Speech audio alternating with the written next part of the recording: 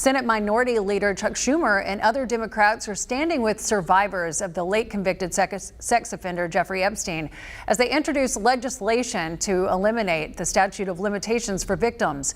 The development comes just one day after Epstein's co-conspirator Ghislaine Maxwell refused to answer questions about his crimes during a virtual deposition. Natalie Brand reports from the White House. Justice should not expire. Standing alongside survivors who say they were abused by Jeffrey Epstein and Virginia Giuffre's family, Senate Minority Leader Chuck Schumer introduced a bill he called Virginia's Law. It allows survivors to seek accountability when they're ready, when they're strong enough. The proposed legislation would eliminate the statute of limitations that prevents some victims of sexual abuse from taking action against those they are accusing.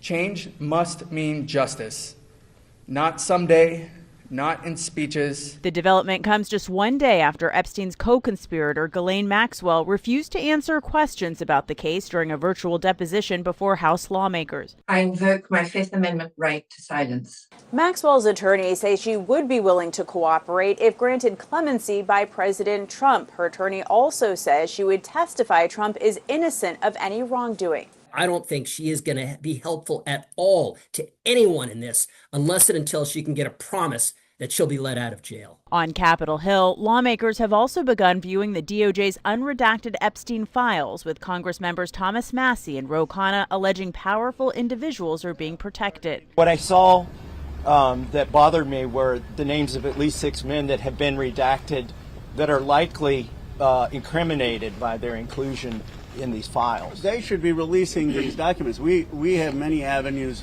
where we can compel that legally. The Miami Herald is reporting the files include an account from a former Palm Beach police chief who said President Trump told him that everyone knew of Epstein's activities, and he called Maxwell Epstein's operative, saying she is, quote, evil. The DOJ says it's not aware of any corroborating evidence that the president contacted law enforcement 20 years ago. Natalie Brand, CBS News, the White House. Commerce Secretary Howard Lutnick faces bipartisan calls to resign over new revelations contained in the recent batch of files about his apparent close relationship with Epstein.